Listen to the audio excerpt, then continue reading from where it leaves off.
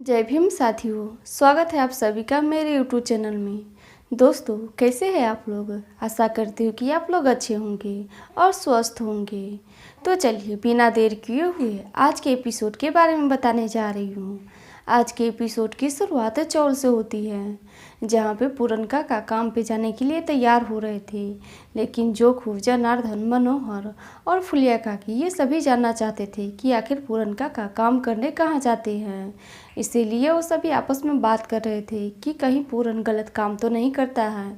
फुलिया काकी उन लोगों को ये भी बताती है कि क्या काम करता है ये तो पता नहीं है, लेकिन ये शोभा के घर के लिए और रमा के घर के लिए सब्जी बराबर लाता है। इसीलिए आज पता करके देख ही लेते हैं कि आखिर पूरन काम करने जाता कहाँ है। इतना कह के फुलिया काकी शोभा काकी से पूछती है कि शोभा, अपने भाव से पूछो तो जरा, ये काम करने जाता कहाँ है।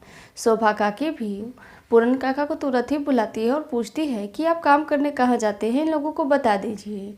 पूरन काका उन सभी को बताते हैं कि मैं क्रिकेट के मैदान में काम करता हूँ। इतना सुनते ही वो सभी लोग हंसने लगते हैं और पूरन काका को मजाक बनाने लगते हैं। उन लोगों को लग रहा था कि पूरन काका क्रिकेट खेलते हैं, इसीलिए वो सभी बहुत उनका मजाक बना रहे थे। लेकिन पूरन काका उनको बताते हैं कि मैं वहाँ पे क्रिकेट शुरू होने से पहले साफ़ सफाई मैदान की करता हूँ और फिर क्रिकेट जब ख़त्म हो जाती है तो उसके बाद भी साफ़ सफाई का काम करता हूँ।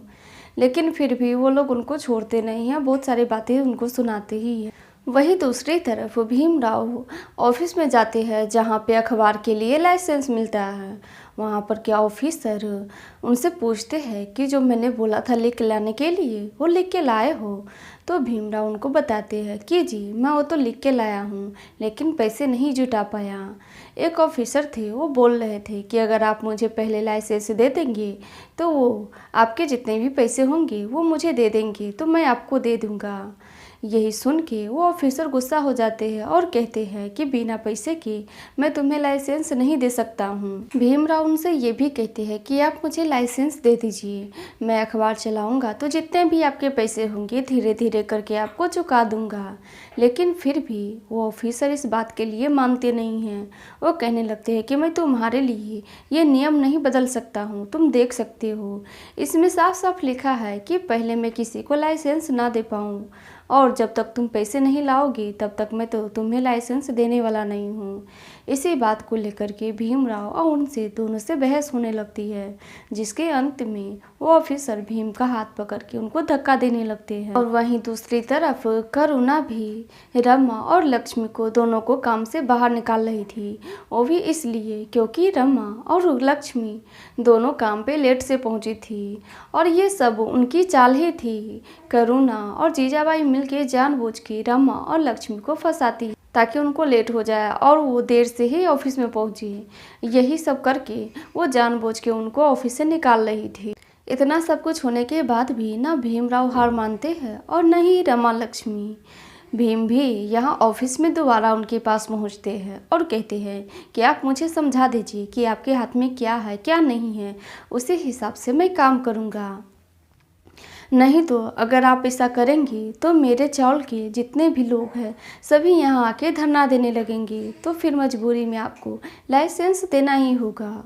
और उधर रमा भी करुणा को जाके धमका रही थी कि दीदी आप सोच लीजिए, अगर मैं ये काम छोड़ दूँ या फिर मैं अपने पे आ गई तो आपकी भी ये मैनेजर वाला पोस्ट आपके हाथ से जा सकती है।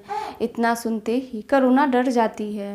रमा उनसे ये भी कहती है कि दीदी आप तो जानती ही है मैं कभी झूठ नहीं बोलती हूँ, और अगर मैं सच का सहारा ली तो आपकी भी नौकरी जा सकती है। इतना कह के रमा और लक्ष्मी दोनों वहाँ से वापस आ रही थी, लेकिन तभी करुणा के दिमाग में आता है कि रमा सच कह रही है, अगर वो कुछ भी करने की सोच ली तो वो करके ही रहेगी, जिस वजह से वो उन दोनों को काम पे वापस रख लेती है। उधर ऑफिसर भीम को कुछ लोगों का नाम लिख के देते हैं और कहते हैं कि जाके इन लोगों का साइन करवा के लाओ, तभी तुम्हें लाइसेंस मिल सकता है। भीम भी उनसे कहते हैं कि ठीक है सर, अब मैं ये साइन के साथ ही आपसे मिलूँगा। इतना कह के वो बाहर आते हैं। वहाँ पे शिशुपाल जी और अखबार के मालिक भी थे। वो कहते हैं कि भीमराव, ये इतना आसान नहीं है। जिन लोगों का नाम इस पे लिखा हुआ है ये साइन करने के लिए बिल्कुल भी तैयार नहीं होंगे, फिर तुम कैसे साइन करवा पाओगे। वो सब आपस में विचार करते हैं कि क्या करना है और क्या नहीं करना है। भीम फिर भी जीत पकड़ते हैं कि नहीं, अब तो मैं इन लोगों से साइन करवा के ही रहूँ। बाहर आने के बाद अखबार के जो मालिक थे वो भीम को बताते हैं कि भीमराव, इन लोगों से कैसे साइन करवाना है ये मुझे पता है।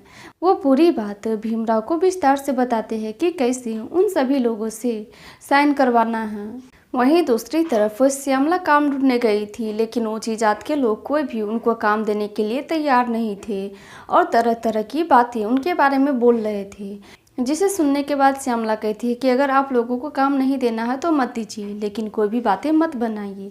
इतना कहकर वो वहाँ से चली जाती है। वहीं दूसरी तरफ अखबार ऑफिस में बैठे मेघनाथ, उनको तो आप लोग जानते ही हैं, वो हर समय यही सोचते रहते हैं कि भीम को कैसे बर्बाद करना है, क्योंकि उनका हर तरीका, हर चाल नाकामयाब हो जाती है। जिसके बावजूद भी वो यही सोचते रहते हैं कि किस तरह से वो भीम को बर्बाद करे, और ये बैठ के यही सोच ही रहे थे कि कैसे उनको बर्बाद करना है। इसी के साथ एपिसोड समाप्त हो जाती है, और आगे के एपिसोड में क्या दिखाने वाला है ये मैं अगले एपिसोड में बताऊंगी। जय भीम।